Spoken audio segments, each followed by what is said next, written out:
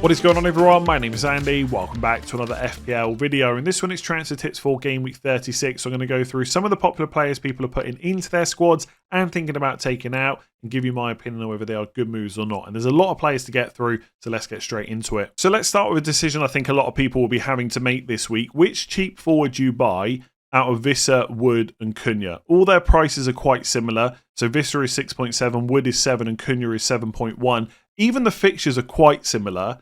So Wissa has Ipswich away, Fulham at home, Wolves away to end the season. Chris Wood has Leicester at home, West Ham away and Chelsea at home.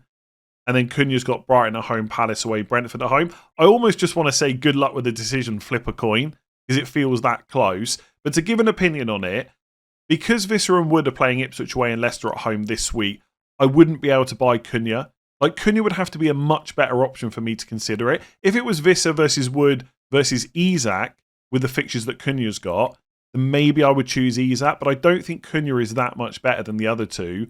And because he's not playing a relegated side this week and doesn't have Southampton, Leicester or Ipswich to come in the final three, I think I would discount him. Then it's Wissa and Wood. Both really good options. Wood is obviously on penalties. When you look at the fixtures, look, Leicester at home is probably better than Ipswich away. There's probably not a massive amount in it, but I'd rather play them at home. So we can give that fixture to Chris Wood. I would also say that West Ham away in 37 for Forest is probably a little bit better than Wolves away in 38, which is what Brentford have. So you could say that two of the three fixtures are slightly better for Nottingham Forest. And then Vissa's other fixture is Fulham at home. And for Chris Wood, it's Chelsea at home. Now, I'd probably rather play Fulham, but again, there's not too much in it.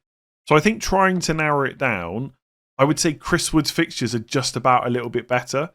But actually, outside of penalties, when you look at the expected goal open play threat, Wissa kind of edges Chris Wood for the season. So if none of these players get any penalties for the rest of the season, Wissa will probably get a few more chances.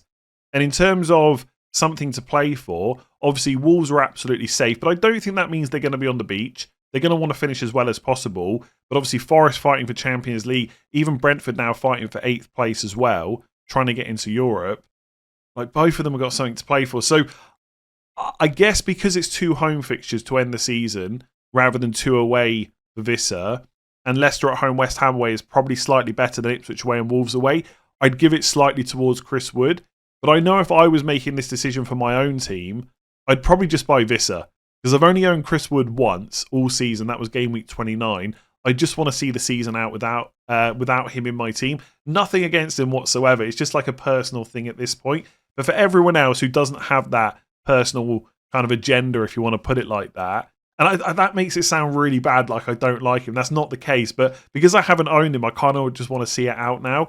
But yeah, anyway, that's a long way of saying probably Chris Wood just. I discount Cunha just because he doesn't play Leicester or Ipswich this week. If you want to go Wissa, that is also a really good choice. So let's talk about Bukayo Saka next. Just over 50,000 transfers out ahead of game week 36 and Liverpool away, which I kind of understand, right? That's a tricky fixture. The points potential for Saka is not going to be that high. That being said, I do think this fixture is slightly easier than it would have been 20 weeks ago. And that's not me saying it's an easy game.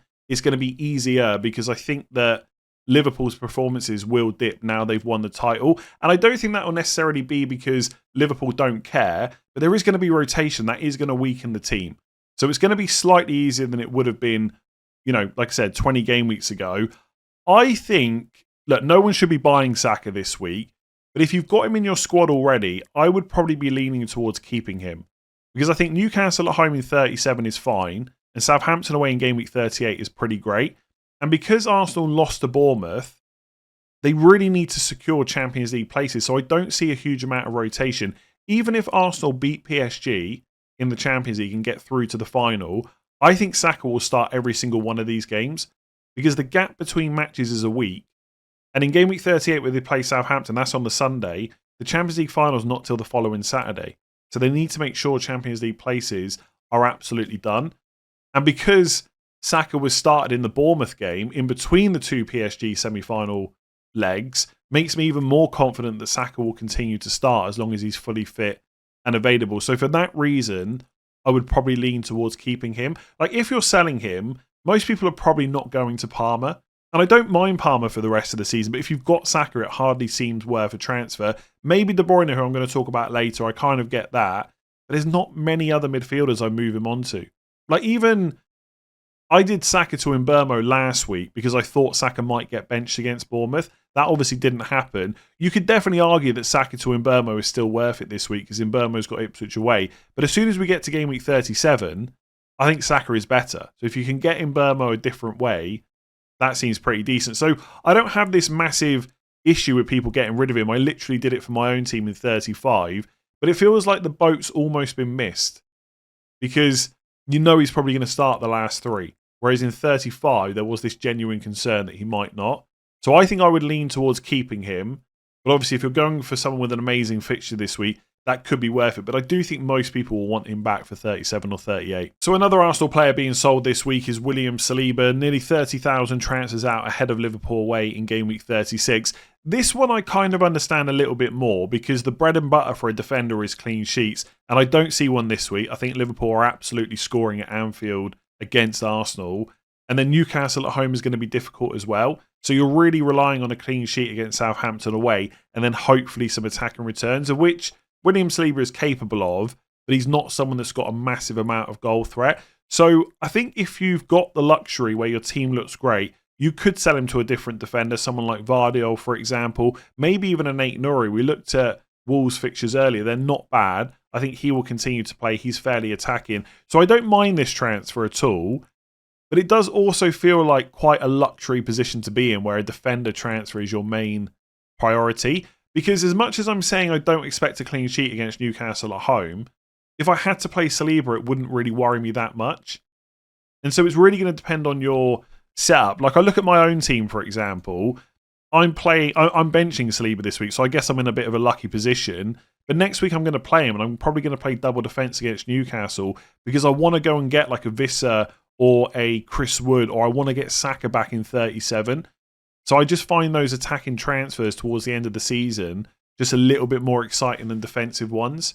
So it's not to say you shouldn't do it, but if I've got a choice between making a defender or an attacking transfer with 3 game weeks left, where we're all trying to get as many points as possible, most of the time I think I would go for the attacking one.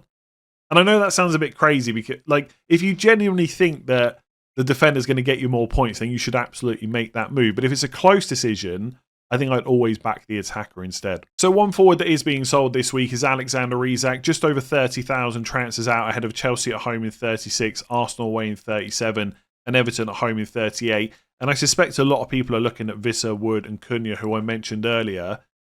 Isak's an interesting one for me. If this was earlier on in the season, I'd probably lean towards keeping him. Let's say this is game weeks 10, 11 and 12, and Isak's got Chelsea at home, Arsenal away and Everton at home, the 3 fixtures right in front of him at the moment, and then Vissa's got Ipswich away, Fulham at home and Wolves away. I'd probably look at it and think, well, Wissa probably will outscore him, but because it's game weeks 10, and Isak's got some okay fixtures coming up afterwards, I'd probably lean towards saving the transfer. But it's not game week 10, it's the end of the season, and you've only got so many weeks to take a risk. Now, Chelsea at home is not a terrible fixture. It's not amazing either. Arsenal away is going to be difficult, and Everton at home is okay. So if you want to keep Isak, there's no issue with that whatsoever. I may well do that for my own team. But if you're ever going to take the risk of selling him, the player that's the top scoring forward so far this season, this is the time to do it ahead of Chelsea at home and Arsenal away. Also, if you're looking for overall rank and somewhere to take a bit of a gamble against ownership, Isak's ownership's really high. And although he is being sold a little bit this week, it's not by a massive amount. So if you want to take him on, do it this week or next week. And if you're going to do it, why not do it this week when your likely targets like Chris Wood have got Leicester at home? So I don't think by any stretch, right, that Isak is a must sell, and I may well keep him for my own team, but I really don't mind selling him this week. Let's say, for example, by the time you watch this video, the Aston Villa double against Spurs has been confirmed, and they are going to move that fixture. I don't mind doing Isak to Watkins, then sell Watkins afterwards to someone else. And if you're buying in 37, you're not going to buy Isak. By the way, that double probably won't happen, but I've got to keep mentioning it until it's officially confirmed that it's not. So, yeah, I quite like the Isak sell this week. I think if you're looking for a calculated risk, why not him? If you're in a mini league, by the way, when the person above you's got Isak and they're not going to sell him, then why not take him on with the fixture they've got next too? So another forward that's being sold this week is Marmoush for Man City ahead of Southampton away in game week 36. For the most part, on current information, I don't really see a good reason to sell him. Like, he'll almost certainly start that game against Southampton, and it's an amazing fixture. I know that Erling Haaland was on the bench in game week 35 against Wolves, but he didn't get any minutes. Now, that doesn't mean that he won't start against Southampton, but it's got to put serious doubts on it. Pep Guardiola might say in his press conference that Haaland's ready to start, and that might spook us a little bit.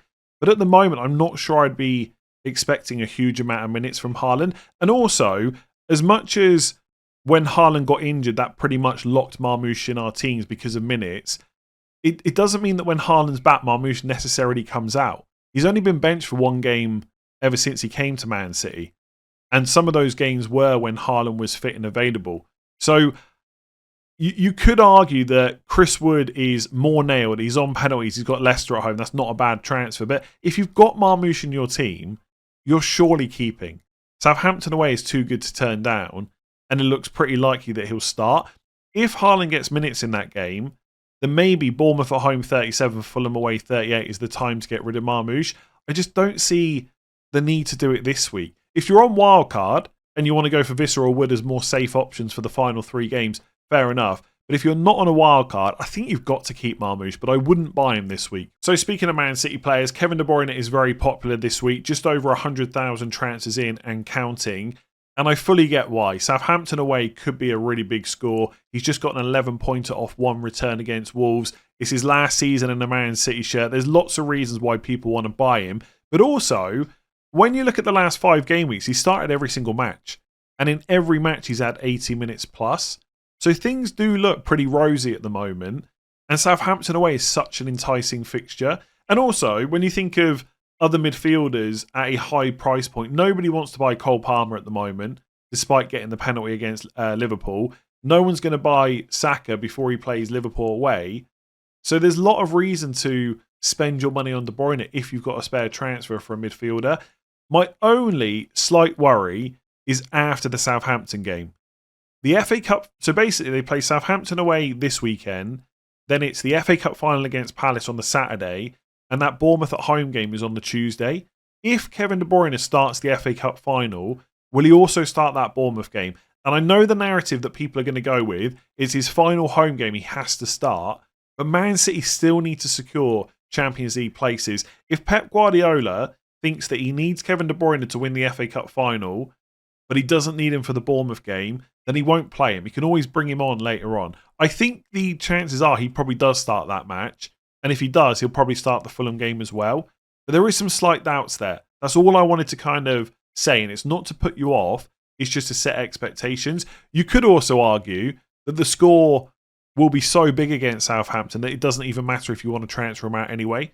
Like, if you've got a really good squad right now and spare transfers to go around, why not buy De Bruyne for 36, then sell him to Saka in 37? That could work as well. So absolutely not putting people off at the Southampton game. I think he'll start. Could be a big score. I just got slight concerns about the Bournemouth game in 37. So one midfielder you might want to buy this week instead of Kevin De Bruyne is Bryan Mbeumo. He's absolutely capable of matching De Bruyne this week. He's got Ipswich away. De Bruyne has obviously got that Southampton game. But more importantly, Mbeumo will definitely start Fulham at home in 37, and he'll definitely start Wolves away in 38. And his minutes are absolutely secure when he does play, and he's on penalties too. So if I was deciding between Mbeumo and De Bruyne for this week only, I'd probably go for De Bruyne one last time.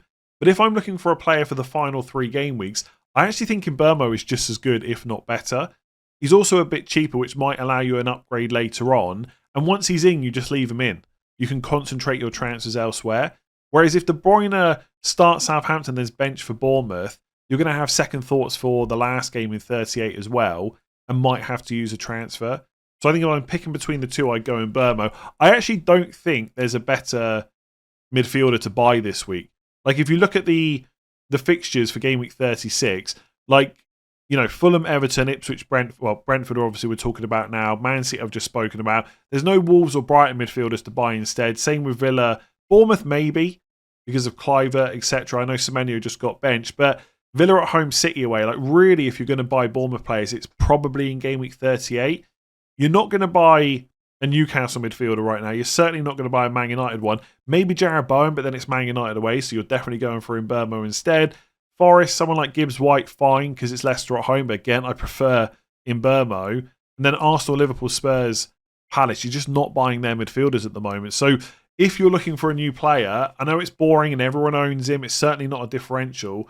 Mbeumo is the one. It's pretty simple, I would say. And I actually think he's probably better than De Bruyne for the final 3 games. Although I kind of hope that's not the case, because I'd like to see De Bruyne continue to do really well, because he has been one of the best players the Premier League's ever seen. Anyway, separate discussion, nothing to do with FPL. Thank you very much for watching. If you enjoyed it, make sure to give it a like, hit that subscribe button, and I'll catch you tomorrow for Game Week preview.